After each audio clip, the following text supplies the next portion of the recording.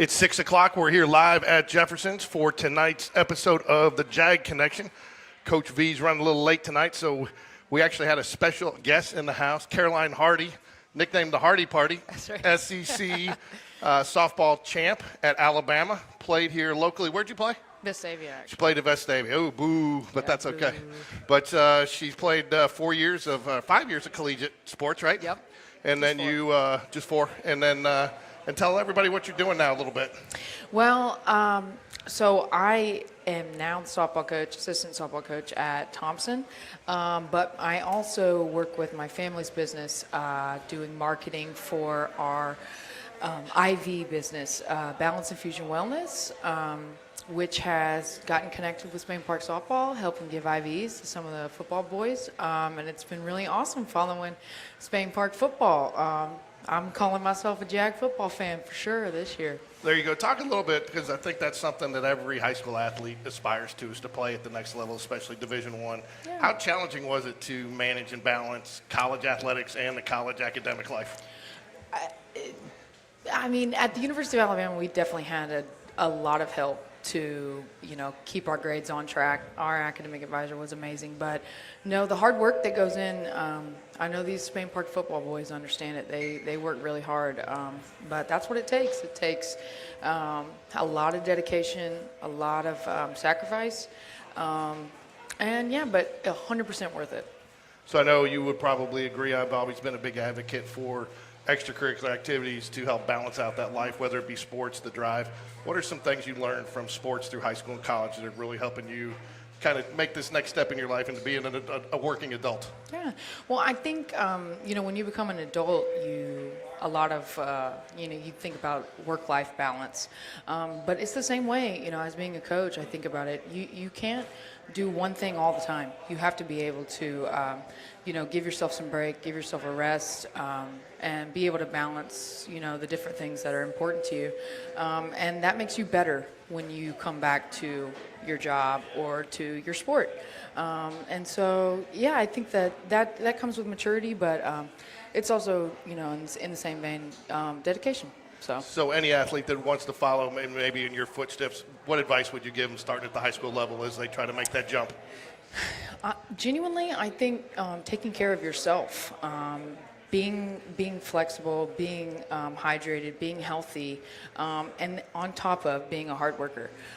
You have to put in the extra work, but you also have to be able to compete when it comes down to it. And so I think that the more effort you put into yourself and being healthy pays off the longer you have a career. So.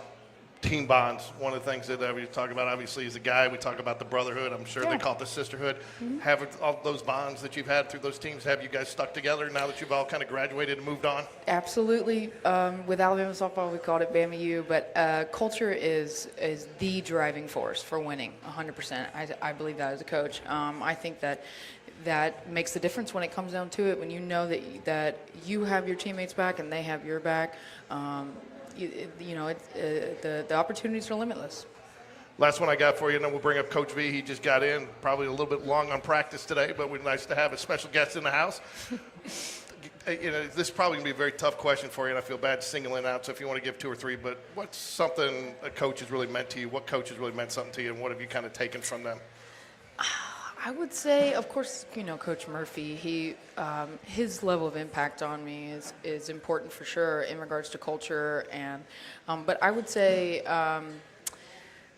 now in my current job, I'm working with Kevin Todd, who was my very first travel ball coach back in the day. And I would say, I'm sure a lot of players would agree with this, but the first coach that you have makes a huge impact on me, and he's definitely been able to shape the way that I view the game in regards to hard work and execution. You have to. It's not just about if you're able to get it done, but when you're able to get it done, and we focus on that a lot. And so there are a lot. But that being said, there are a ton of coaches that I can give some credit to. But speaking of, I know there's a really fabulous coach here ready to take my seat. I got one more for you. I always say I'm notorious for one more.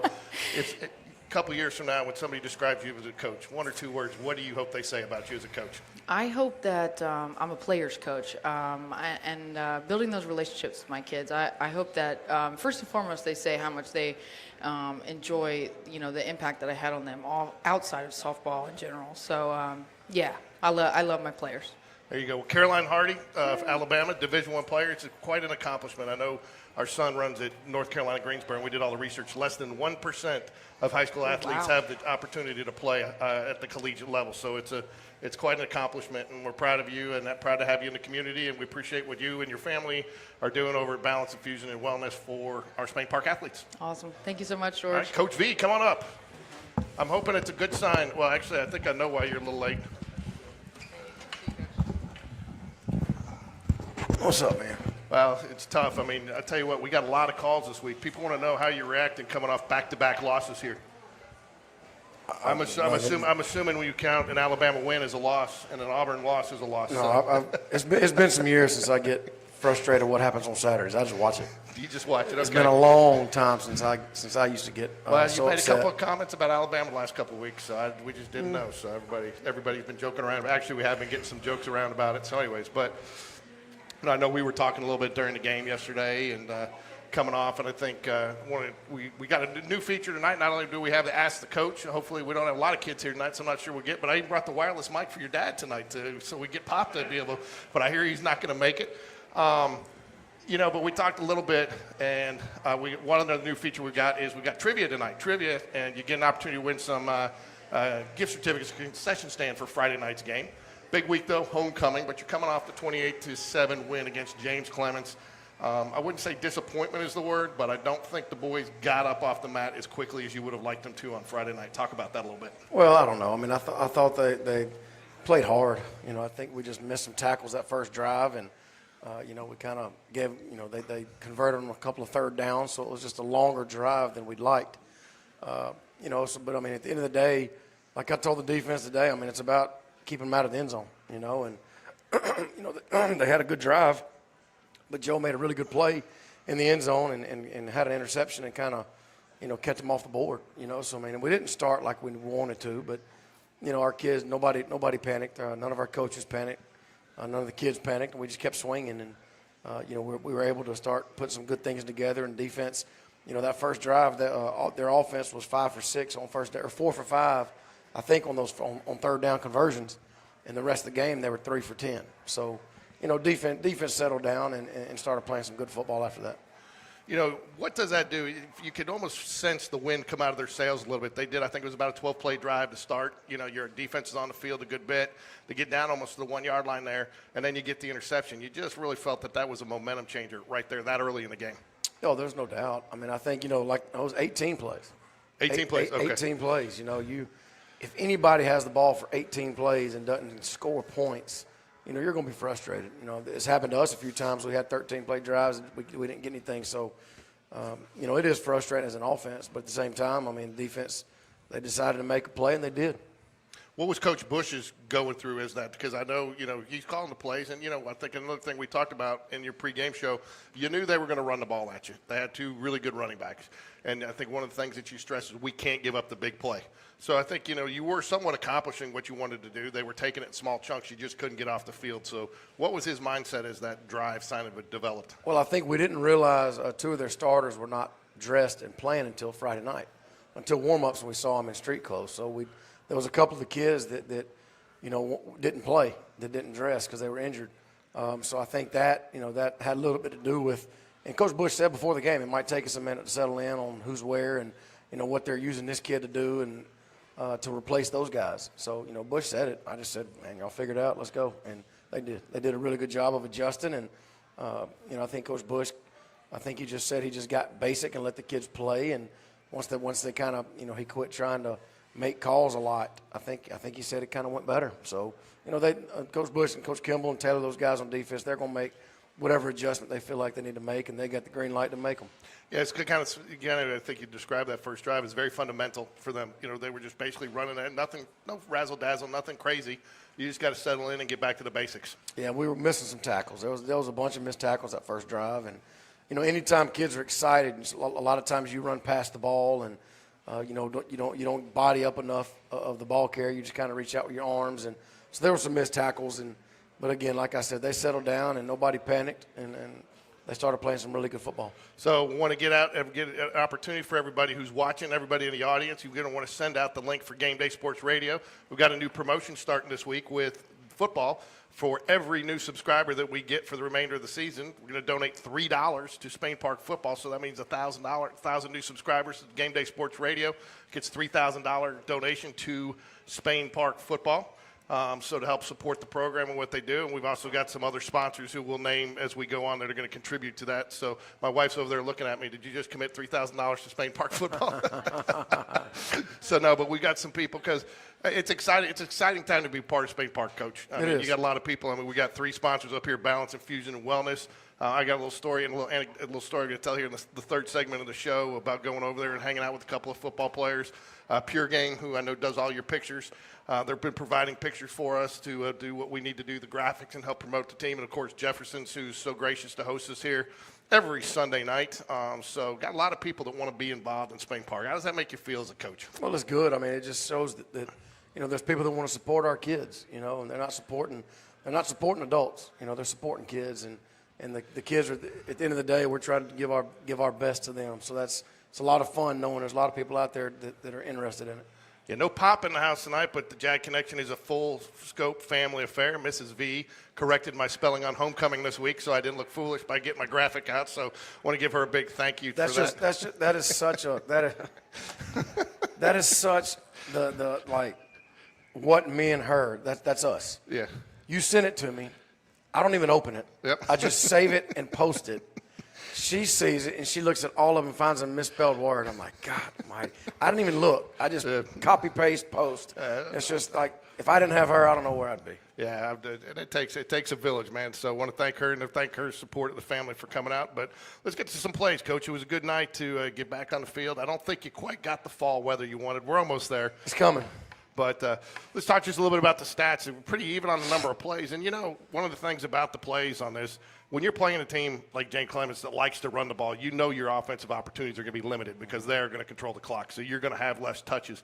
Is that put more emphasis on each play you have to call? Not necessarily call. It's just, you have to execute. That first quarter, we didn't have the ball much. We had a one-play drive with Greb, and, we did a lot of good things. But, it limits on how many times you're going to touch it. But you just got to execute, because if you start worrying about every single drive and start getting the kids to press, we're not going to get the ball a lot. You can't worry about that. You just got to execute the plays and let the game come to you. And we talk each week, and one of your keys to victory is to protect the football. And I think you go look, the 2 losses this year, we've been a minus on the turnover margin. The victories, we've either been even or plus. Yep. And, I mean, that's really one stat that you can go and look at that's really going to be, if you look at no other stat, that's probably one of the critical factors that's going to determine the game each week. Yeah, I mean, you can't score if you don't have the ball, and we had a couple of issues early with the handoffs and between Brock and Hudson Hibbert, but they fixed it pretty quick. So real quick, going to get to our trivia question for tonight. All right, this former Spain Park football player was an SEC athlete and played professional sports after graduating college. If you can't get it from that, we will give some hints throughout the show here. So if you know it, come on up and tell us what the answer is. You get a gift certificate to the concession stand at Friday night's game. And like I said, we'll continue to give a couple of hints. There's up to 4 hints as we go. So we get back to some highlights here tonight, Coach. That's Joe's interception, isn't it? It is, and I mean, you don't think that you're going to be showing a highlight from the 5 with them having the ball, but that was really the first highlight of the game for you. Absolutely. I mean, you can tell Joe he reads the play and kind of sees the quarterback's eyes and jumps in front of it. And I thought it should have been a touchback. I thought he caught the ball in the end zone. But, they put it on the 1-yard line. Now, is that what I tell you, you can get a little bit better? We slowed it down here a little bit here. He comes in and he comes and gets right in front of the guy, just reads it very well, and I agree with you. But there was a little bit of delay of the officials making the call there. Were they trying to figure out if he actually caught it, where to spot it? And it looked like they weren't going to give it to the Jags right out of the gate there. I don't know. I couldn't tell. So I was trying to hold my heart until I found out what they wanted to do. So I don't know what the confusion was. I think they realized he caught it, but then they were trying to figure out where the ball was. So, I don't know. I was hoping they gave us a touchback, but they didn't. Doesn't really matter though. I think you get it out of the end zone here, and you work your way down the field. And a couple of nice plays here.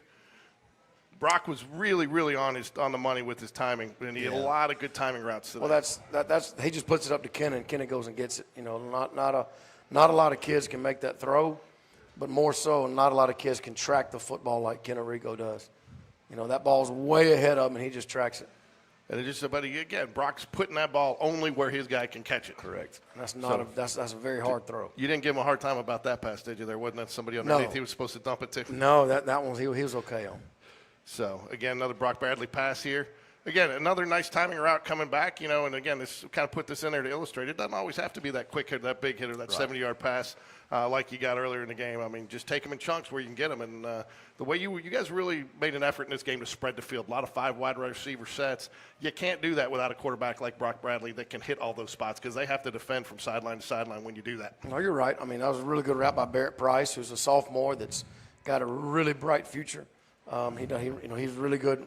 He runs really good routes, got really good hands, and Brock put it on him right there.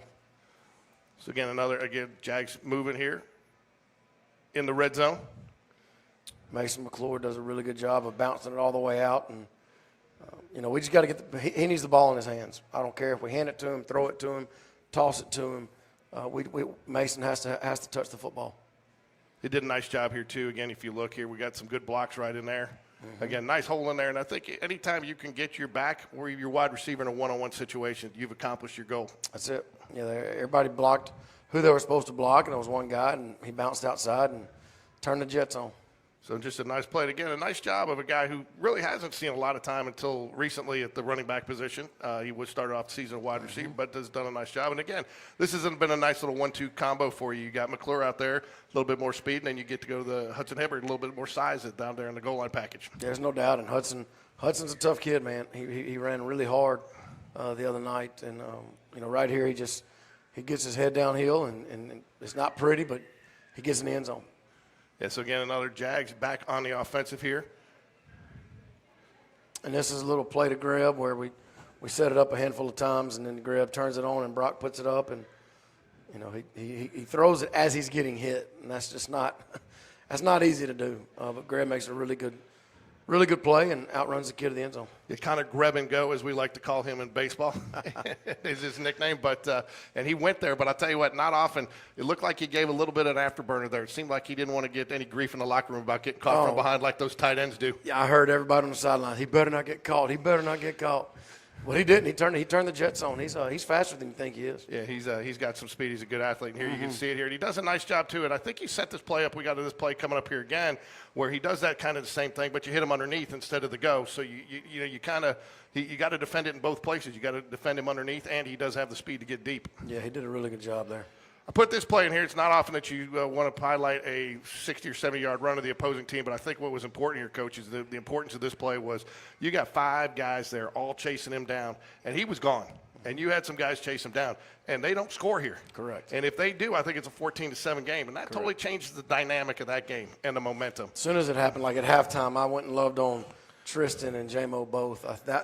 You're not going to read about that in the paper. You're not going to see it on but that play right there is a absolute representation of our program. And those 2 kids, they didn't give up on the play. It meant so much to them to not let that kid run and score. They chased him. They didn't stop until they got him down. And like you said, a few plays later, we got the ball back. The defense stopped them. Yeah, and you talk each week about your 6 plays, okay? Yep. They are difference makers.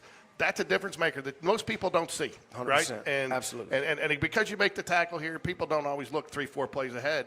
But that play right there, you don't make that. That's probably a different ball game. 100%. I mean, it just goes to show that the pride that our defensive coaches and kids take and not letting them score. I mean, that takes a lot of pride to do that. And you can see you get the ball back here. Now you're still up, I think, 14-0 here. And, again, that's a totally different game because now you go down and score. Now it's 21-0, and that's a lot different. Right. And then here you just, you spread the field and let Brock, find the open guy, and Connor Greb makes another catch, and, good 7-8-yard play. And here they are setting off him. That's what we're talking about. Kind of a little bit of the same route that he ran the last time, except he catches it underneath instead of going deep here. Yep. And, again, just nice little chunks. You've really had a lot of success with your tight end this year. Talk about that a little bit. Yeah, I mean, they're talented kids. I mean, Greb and Landrick Hallman, I mean, they're both juniors, so they're going, they got another year, and they both do something different. And Landry's really getting the hang of it. And you know, they're both talented guys. They both can catch, and they're physical. They can block. And so we're going to, you know, we're at our best when they're both on the field together. It's such a weapon to have a tight end these days. A lot of guys want to trade off that player for maybe a skill guy on the outside, but having that guy underneath with that hand that can also block for you just brings so many other opportunities and options in as an offensive play caller, doesn't it? Yeah, you ask Matt Thompson, he'll tell you the two most underutilized people in the country are throwing the ball to the fullback, throwing the ball to the tight end. And that's what he says. But it's definitely gives you weapons when those guys can stand up and go be receivers, and then next play put their hand down and be tight ends. Again, Brock right here takes a nice little underneath route. Again, good routes. He had some time here, nice little pocket for him to find those guys, and they're running good routes. And he knows that he's gone through a little bit of progression there, sees him, and he knows where his guy's going to be. And that's Brody Smith, man. You know, Brody's a junior who's just worked his butt off. You know, he's quiet. He just works, keeps his head down. And, you know, here we are, game 5, and he gets an opportunity, and he goes out there and has 3 catches, and he makes some big-time plays. So really proud of him. I was texting with his dad a little bit last night. We were talking some baseball stuff, and I just told him I thought it was a great catch, and it's nice to see a different name, you know, getting an opportunity. And he's definitely worked his way into that rotation. Absolutely. And I'm proud of him. He's going to be a good receiver. He's fast. I mean, you know, Will was fast. You know, Will, I want to say Will has I think he has the career lead. He has the most stolen bases in UAB baseball history. Really? I could be wrong, but I really think that's true. So Will's a fast guy. So just don't show up late for hitting practice. Your dad will take him out of the lineup. I give you that. So, anyways, but nice to see. But you've got so many guys that are developing this year that I think is really going to be, regardless of where you are in the record right now. I think these first 5 games you've had so far have really given you the opportunity to develop some guys. Some out of necessity due to some injuries. Some out of guys just working hard and earning their spots. But that's how it happens. I told the kids today. I thought that, you know, we have so many moving parts right now on offense without Nick, McKissick, and JD, and having to move these kids around and trying to figure out what our best personnel is, and they're all just taking it in stride. And our coaches are doing a great job of putting the guys where they need to be, and Brody's an example of that. So here we go, again, another nice timing play right up the middle here, and again, he hits him right in stride, and again, nice route run here too, and again, he just does a nice little fake. And is that Kenarigo right there? It's Kenna. Yep, he does a really good job at the top of his route to create space, and you know, Brock puts it on the money. You can see it here one more time from the end zone cam. Thanks to Coach Patrick Beverly doing a nice job on the drone cam this year. Yep, that was a big play. And keep the sticks moving here, and again, another just nice timing play, nice route, and again hits him in stride. And I mean that ball's got to be perfect. Underthrown, it's underthrown, and it's deflected, overthrown, and he's catching it out of bounds. And if he waits too long, he's out of bounds, or he throws it too soon before his break. So that was just a really good rhythm throw by Brock, and you know, he puts it right on him, and he's really good one-on-one. And you can see there, I put it in slow motion there. You can really see the focus Kenna has on that ball coming into his hand. He is watching it every step, stride for stride, into the hands there to make the catch. And he knows, and you can do that too because he's got a good feel for the football field. He knows where he's at. Sure, his ball skills are really good. He has really good hand-eye coordination. There's a little pitch outside, and you know, we get outside and lead block for Mason and just get him the ball. And that's Hudson in it. That's Hudson. Yeah, it's Hudson. Yep, get outside and did a really good job of getting, you know, if you notice the white jerseys, you know, there's a black jersey on every one of them out here blocking them. You know, every one of them are covered up. And I thought here, too, you know, you got a guy that's a converted quarterback into a running back here, doing a nice job this early in the season on reading the blocks and knowing where to, because he's got an option to either keep this outside, but he reads the block and cuts it back inside and picks up another 8-10 yards. That's it. If you look right there, Kenarigo, the one-handed block, you see it? Yep. We've worked on that. We've talked about it. Instead of having 2 hands on the body, that's when holding happens. So if you see his left hand, the white glove, he let go, and he's just running with his one arm out. So because if he kept trying to hold on with his left arm, it's going to be holding. So that's a really good job by Kenna of disengaging with his left arm, leaving the right arm on him and running, and that's when Hudson can cut off his back. Yeah, and again, he does a nice job cutting off the back and then picking up. You know, and again, I think that's something, too. Your guys are not trying to do too much. They're taking what's there. They're getting the extra yards. They're protecting the football. And, again, I'll tell you that's one thing you got to love about and I think we got another running play coming up here with Hudson Hibbard. Hudson Hibbard reminds me a little bit of Walter Payton. Walter Payton loved to used to deliver the hit and not take the hit. And Hudson's one of those guys. He's giving you the hit when he's running. A couple of our coaches have nicknamed him Scatabo, you know, the running back from Arizona State who's in the NFL now. It's kind of who he reminds us of. He's big, strong, and just runs so hard. So Really again, here good he is. cut here. This is the one right here. Look, he just lowers and runs right through him and scores the touch. It gets the touchdown there. He never falls down. No, and he probably should have been tackled there. Sure, but he he lowered his shoulder, he delivered the hit, and he was like, and again, you can see it here. But again, this, there should have been about a 10-yard gain, and he does a nice job. Yards after the contact there, just keeps running through, keeping those legs moving, and you got to love seeing that as a coach. Seeing him run like that is not surprising to any of us who watch him work in the weight room. So we'll talk a little bit about this play here. I guess they're behind the sticks here because you're playing pretty deep here, so it's an obvious passing down. Absolutely. So, and I think this is Joe Cross's second interception there. Just and he goes up high to get this one. So. Yep, that was a really good play. So we got another better shot over here. I'm gonna shrink that down just a little bit so we can see it better. So again, we got Joe's slow long, man. They let Joe kind of go back there and roam around and just go to read the quarterback's eyes and go make a play. And he's really, really skilled when the ball's in the air. He was playing center field in baseball, center field in football there That's too. it. Just That's it. Multi-sport athlete. And here we are, every coach's favorite play, victory formation. That's it. And the Jags bounce back against a very formidable 7A opponent. I know it maybe didn't feel with 28-7, but there were several times this game had the opportunity to go either way. It did. Like I said, nobody panicked. Our kids didn't panic. Our coach didn't panic. And, there's a lot to be said about that. When things aren't going good, everybody just remains calm and keeps swinging. Yeah, I mean, again, that interception, they go up 7-0. It's a different game. Correct. You don't track him down. I mean, there was a lot of plays that didn't show up necessarily on our stat sheet as we have as fans as in the box score, but there were several plays in this, and I think that's where you probably took away some pride in this team and the effort on Friday night. Absolutely. I mean, those, like that would have been game changers if we don't make those plays.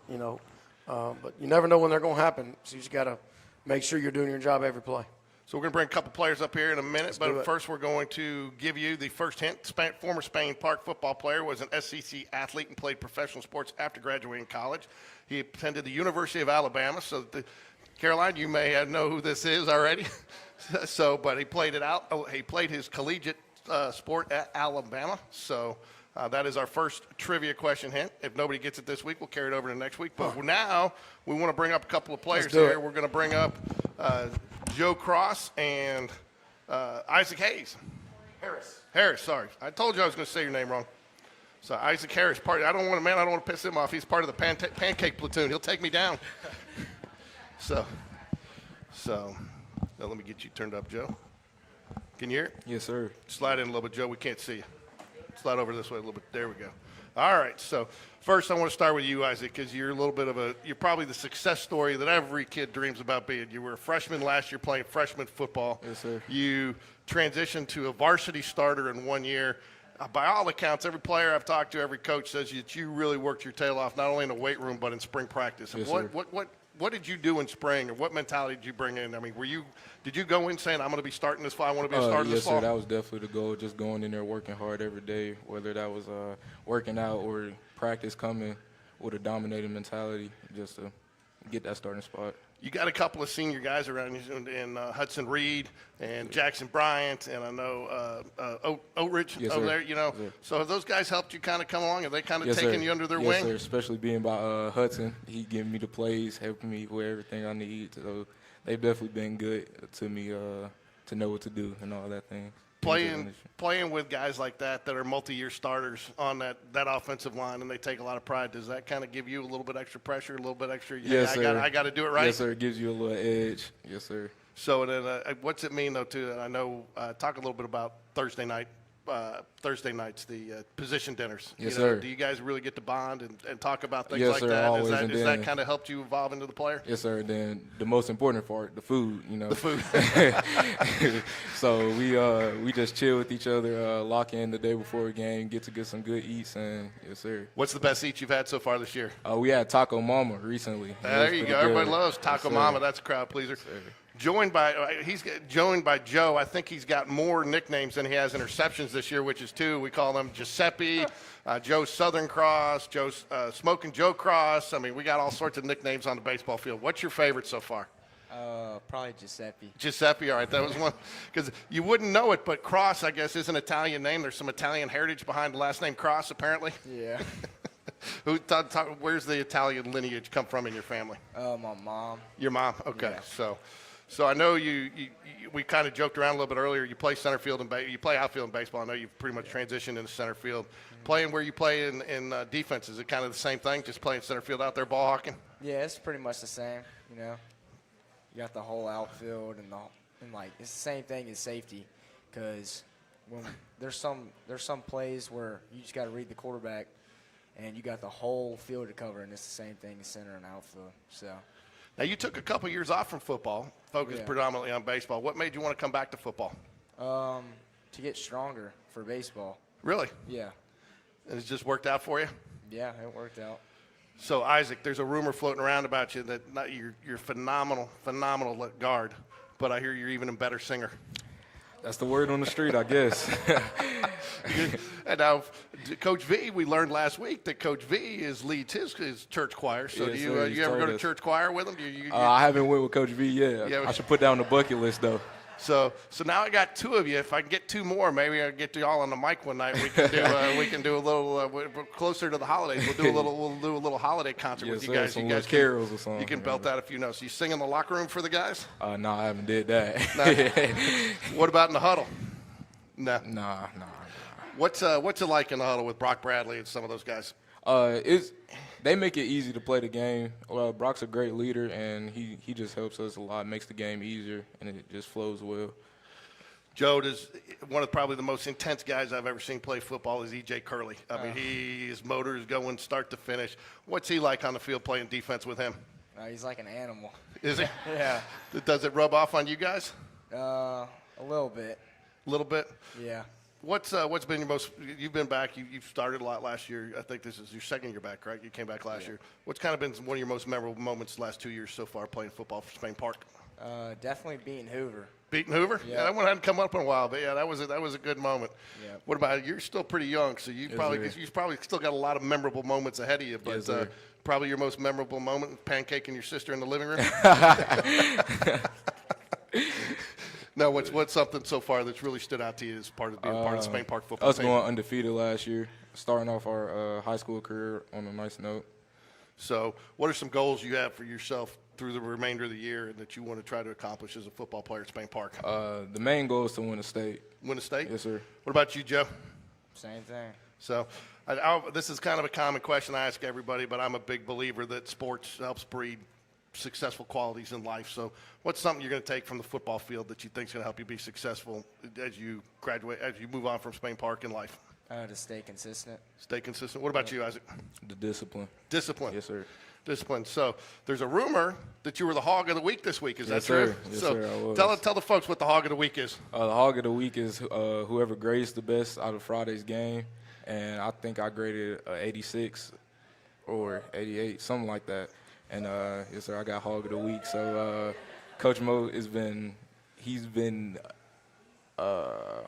doing more with the gifts lately. So he got us a hog jacket today. Oh, did he really? Yes, sir, he did. That's awesome. So I tell you, but I also understand there's been a lot of controversy behind the Hog of the Week this year. Everybody still is Yes. competing for it, even though somebody gets it. They think that because you guys are all grading out very close, right? Yes, sir. Which is nice because you're playing well as a unit. Yes, sir. So, Yes, sir. So I tell you what, one of the things I noticed when I was getting the graphics ready is your smile, man. You look like you're always smiling. Do you love playing as much as you look like you love life? Yes, sir. Yes, sir. So, Joe, you move on to you obviously finished Spain Park football this year. You play baseball. What's next for you next year? You going to try to play in college? Definitely going to play a sport, but I don't know yet. Don't know yet? Nope. And Isaac, I'm not going to ask you where you might be going to school, but Alabama, Auburn, Georgia, who do you pull for on the weekends? I'm a Bama fan. You're a Bama fan. Yes, Roll sir. Tide, roll Yes, Tide. sir. There you go. Yes, sir. There you go. You might have just lost a couple points on that Hog of the Week with Coach V. So you probably don't feel this as much, Joe, but I think Isaac, but you probably do, Joe, is, last year you talked about the 12-0. You got a little bit bigger target on your back this year. Yeah. You guys are a little bit more known commodity. I know one of the things that's been a little frustrating for the Jags this year is not creating the turnovers that you have in the past, but you're not getting some of the opportunities you did because guys are not coming your way. Do you feel that? Do you see? You don't see as many passes coming your way this year, do you? Yeah, 100%, yeah. Now, you take pride in that because they're afraid to throw your way? I mean, it's a good thing because I'm not allowing any catches, but at the same time, I want to make a play on the ball. So So, Isaac, what do the Jags have to do? You said you want the blue map this year. Yes, obviously, what, or maybe one or two things you guys have taken away from your 2 losses so far this year, they're going to help you guys become stronger as you try to accomplish that goal. We have to execute plays. That's mainly it. So you go back and look at those games like Coach V says, and there's probably 5 or 6 plays, and it's a Yes, different sir. outcome in those 2 games? Yes, sir. Yes, sir. What about you, Joe? Say it again. Same thing. What are some of the things that you guys have taken away from the first 5 games this season, whether it be any of the wins or any of the losses that you guys are taking away that you think this is what we got to build on to accomplish our goal or where we want to be at the end of the year? We just got to stay consistent and trust the coaches. Trust the coaches. Yeah. What's Coach V's least favorite thing for you to do on the practice field? Putting your palms up. There it is. Palms up. He's not even paying attention. Coach V, I just asked the same question, man. Once again, I asked somebody, what's your least favorite thing on the practice field? And he said, palms up. Palms up. So what drives Coach Bush nuts? Man, probably just not talking, not communicating. Not talking, not Yeah. communicating? Okay. All right. Anything you guys want to add about any of your players, teammates, something that you guys want us to know about, something that we don't see maybe on Friday nights? No, sir. I'm No, good. sir. Well, I want to thank you guys for joining us. You guys both had great games. Congrats on the Hog of the Week. Yes, sir. Go finish your dinner over there. So Always. you want to give your sister a big shout out, the 7th grader? Yeah, She shout out welcome. Naomi Harris, 7th grade. She coming up in volleyball, man. Oh wow! Volleyball. So we got multi-sports. Huh? Now, does she come out and watch you every Friday night? Yes, sir. She does. Now, do you go to her volleyball games? As much as I can. Yeah, Yes, there sir. you go. Well, good for you guys. Good for you. All right. Well, you guys, thanks for joining us. Good luck on Friday night. We're back in a region play. So Jags need to get a victory, keep that region title hopes alive. So good luck Friday night. Go Yes, sir. Jags. Thank you.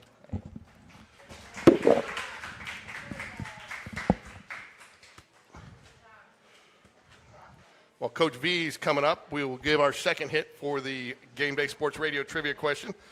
Former Spain Park football player, was an SEC athlete, played professional sports after graduating college. He played his collegiate sport at Alabama, and he was a quarterback in high school.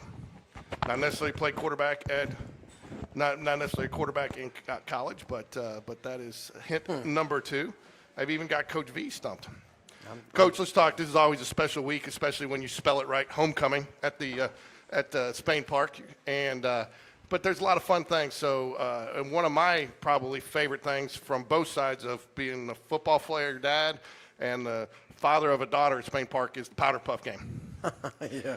And those guys, those boys take a lot of pride in coaching that and coaching those girls up in that game. So, I mean, I know you probably don't get real involved in it, but talk about what that means to the whole week, because it does. It's great for the student body. It is. I mean, it's a school thing. It's not just a football game, and that's the fun part about it. That everybody kind of finds their involvement, whatever it may be in the school, and the Powder Puff. Now, the kids are going to take it serious. Yeah. Like they're going to get after it. And one thing that I've learned is the boys get after it that are coaching, but the girls on the field get after it. Like they do not want to lose. I mean, they don't want to lose.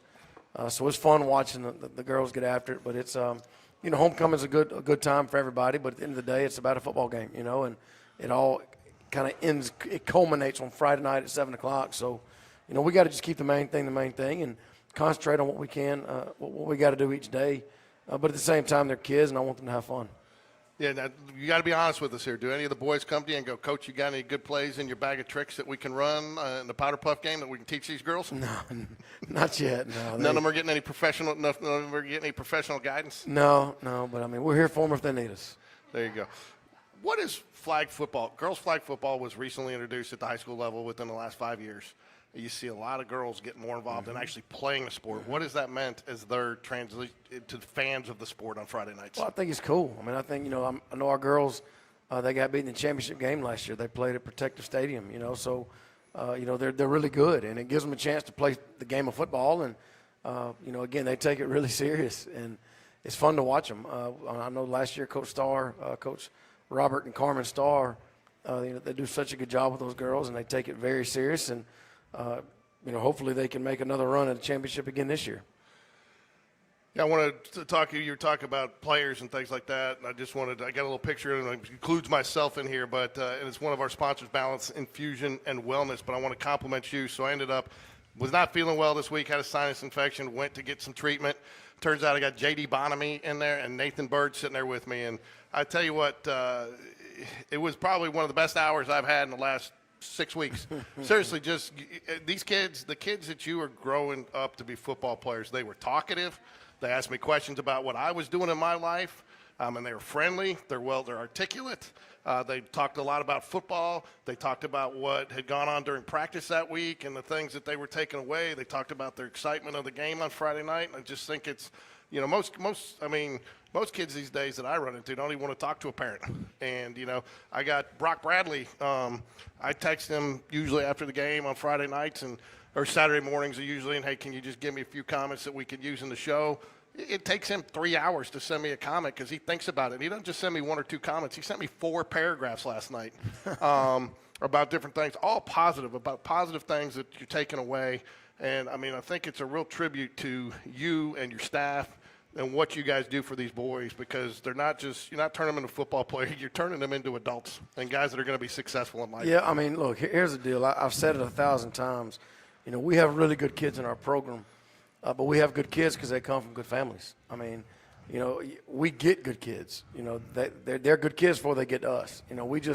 We love on them and we try to help them, develop and help them make good decisions and try to lead by example and all the things that we're supposed to be doing as adults and as coaches. But, we can't take credit for J.D. Bonamy and Nathan Bird being good kids. They were good kids before we ever started blowing a whistle and yelling at them. So, but we got a lot of great kids in our program, a lot of good families, and our families, our moms and dads, they allow us to coach these kids hard, and they allow us to hold them accountable. It's a lot. It's a lot to play football at Spain Park. It just takes a lot of time, effort, and it's a commitment. It's a really big commitment, and like I said, our parents allow us to do that, and I tell them all the time when I sign off on my emails, thank you for giving us your sons. It's something we'll never take for granted, and we don't.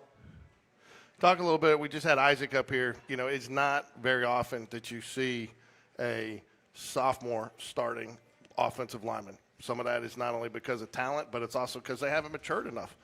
He's done a lot of extras to get to where he's at today, and it kind of should be an inspiration for some of these younger kids that maybe want to follow in those footsteps. Isaac is going to be a big-time football player before he leaves here, and he's got the DNA of an offensive lineman. He thinks like a he's an old soul. He's very mature in his age. He knows what he wants to do. He tries to get it done. He works his butt off in the weight room, and he has a really good heart. And God blessed him with a lot of talent. And when God bless you with a lot of talent, and his parents have done a great job with him of keeping a well-rounded kid. And whenever you get all those ingredients, it's like a cake. You put all the ingredients together. The ingredients by themselves may not be much, but you put all the ingredients together and you mix it up and put it in the oven, you usually get something really good coming out of it. So Isaac's got a big-time future, and, he's a very talented kid. I believe you said, and part of the reason that on the graphic here I have Joe Cross up there with the weights, I believe you said last week was a max week. How did that go? No, this coming up. This coming week. Okay, yes, I apologize. I misunderstood. Okay. So next week we'll get that update on how the max week went. Hold on. Since you brought it up. So I asked him, we did body weight today. So I asked him his first body weight with us. Who? Isaac? Joe. Joe, okay. I'll talk about Isaac in a minute. Joe's first body weight with us, when he came out with us, that would have been after his sophomore baseball season. So I'm thinking April, May-ish of his sophomore year. His first body weight with us was 138. All right, he weighed 138. What were you today? 170 today. Wow. You know what I'm saying? So, just work, all right? Isaac Harris, his first body weight was 247. Today he was 275. Wow. So, and the good thing about those, and I'm very OCD, I can go back for years of just because if you're just working your butt off and you're not seeing results, you're just kind of spinning in mud. But as our kids, they see themselves get stronger. And that's the best thing about seeing a kid develop. He's putting the work in. No parent, no coach, nobody else is they're putting the work in and they're seeing the results. So, it's fun to see these kids physically develop. And, along with physical development comes, confidence and a strength and all that. I remember I met Joe when he was in 8th grade. I went to see him when I first got here at Berry Middle School. And they kept telling me, you're going to have to talk to him because I don't know if he wants to play. And, so anyway, I went and saw him, and he was short, right? And I'm like, Joe, you're not always going to be short. Like, don't just forget about football. Like, they said, because I'd never seen him play. But everybody said how fast he is, how talented he is, this and that. And, he chose not to play. Well, now you would never know it because he's long. Like, he's tall. He looks the part. And it's fun looking out there on Friday night and seeing him. He fills out his jersey. He's got long legs. He just, seeing him develop. And nobody did that but him. Like, he did that. He's the one who developed. And it's fun seeing kids do that. How much pride? There seems to be a lot. We always talk about pride and just chasing that guy down. You talk about the pride, them not wanting them to score. There's a lot of pride in that weight room, though, too, isn't there? There is. It's a fun time in the weight room.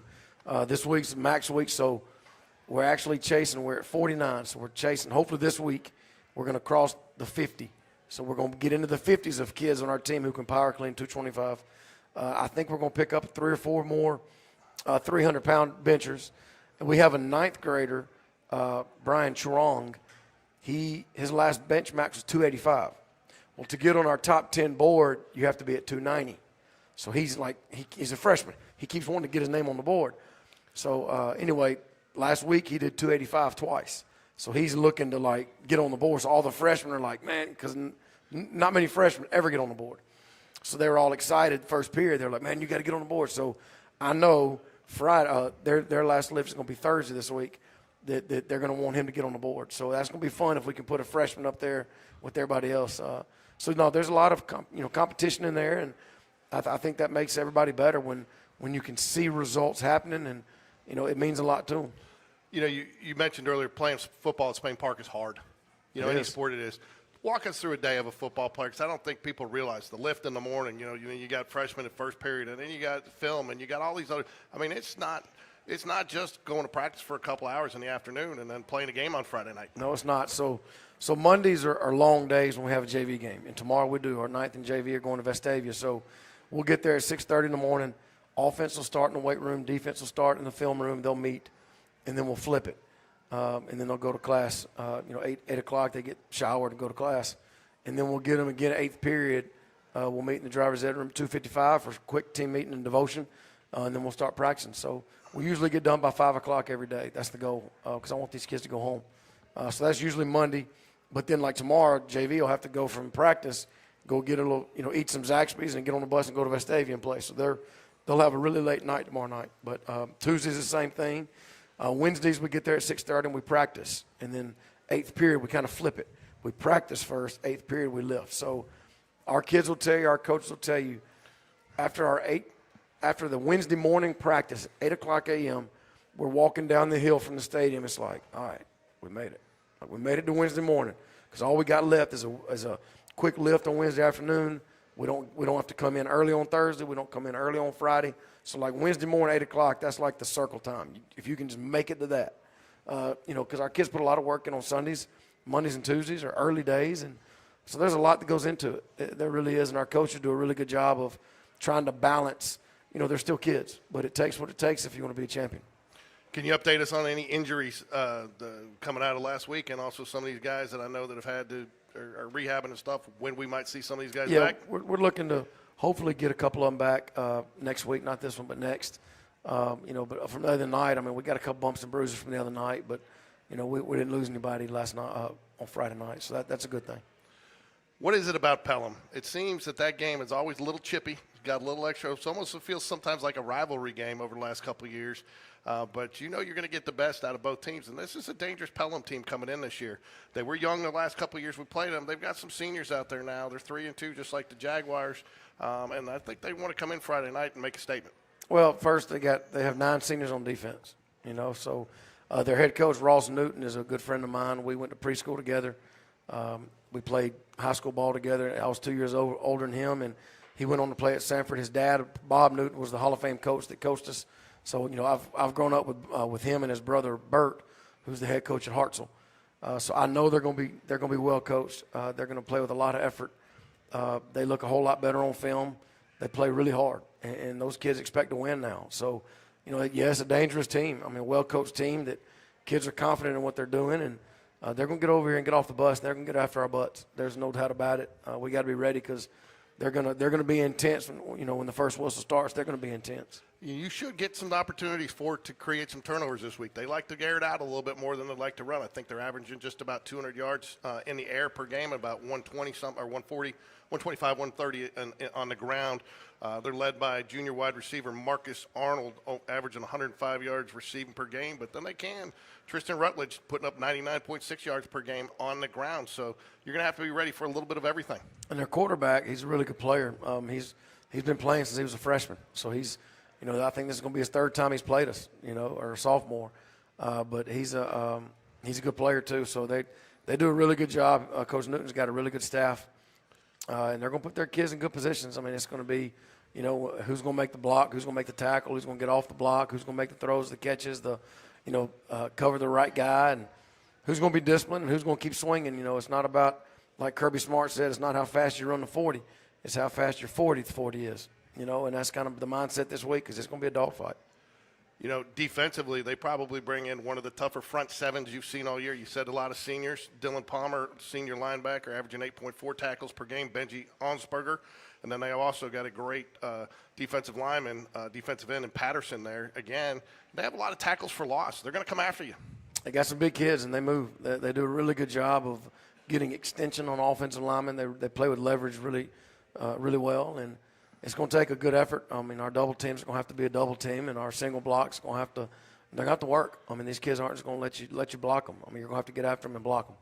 I know homecoming is a special week for the entire student body. Does it pose challenges getting kids focused in practice with so many other activities going on around? No, I don't think so. I mean, our coaches do such a good job of locking these kids in, and in terms of how fast-paced we practice. I mean, you don't really have time to do anything else. Once you're on the practice field, you don't really have time to do anything else. We're out there hour 45 tops, but we get a lot of reps on camera, and we kind of coach on the run, but we fix on the tape and we fix on the film in meetings, and we watch film every day of every practice. So, I'm sure the kids are going to be excited, which they should be, but at the same time, we tell them all the time, you don't win game on Monday, you don't win it on Tuesday. You don't win it during warm-ups. Like, you can be as loud as you want to during warm-ups. That doesn't win a game. But once you settle in about 7 o'clock, 7:02, you start settling in and sitting there swinging, that's going to win the game. So our kids know that. We're going to try to build it up to 7 o'clock, and hopefully once 7 o'clock hits, play well. Each last couple of years, wide receivers is somewhat of a question mark. Transfers, different guys coming in, injuries. But I think you would agree probably even at this point this year it's turned out to be a very strong positive for the Jaguar offense. Talk a little bit about your wide receivers coach and how he's developed that group. Yeah, Coach Thompson and Coach Simmons, they kind of tag team the receivers. They do it together, and Coach Simmons does a really good job of getting the best out of our kids and rotating the kids and practicing in games to make sure they're all getting reps when they need to get it.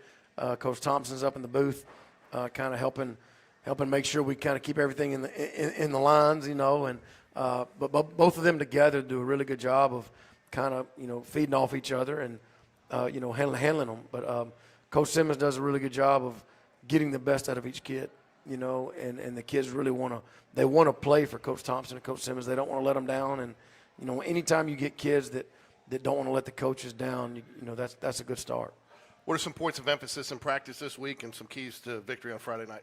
Well, I think we got to get a good look on scout. I think our scout team's got to do a really good job of giving our kids the best look that they possibly can, because Friday night is going to be fast-paced and it's going to be physical. I mean, they're Pelham, their front seven on defense and their offensive line is going to be a physical bunch. So, we got to get good looks in practice, and we got to, you can't not hit all week and all of a sudden Friday get hit in the mouth.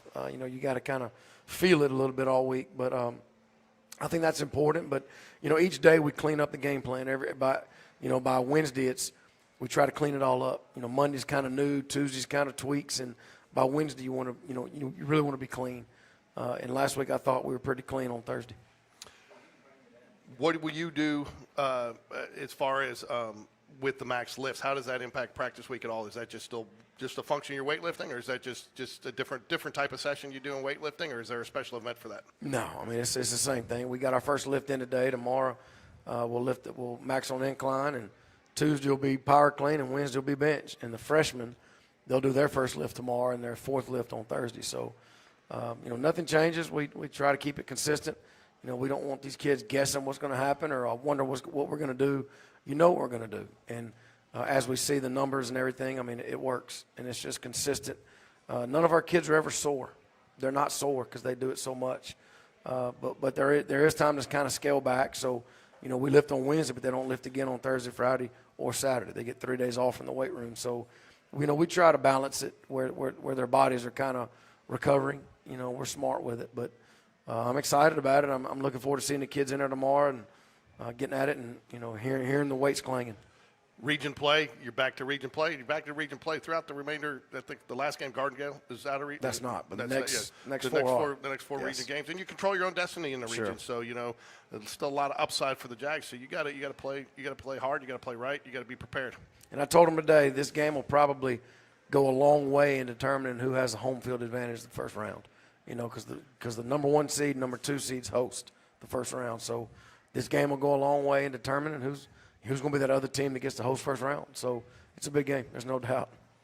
All right, want everybody to come out a Friday night to Spain Park for homecoming. Get out there early. It's always a little bit more crowded and got some additional festivities out there. You'll be announcing a homecoming court at halftime of the game, and want everybody to come out and want to thank. We're going to carry the trivia question over till next week. Keep everybody stumped, but to give you an opportunity to think about it.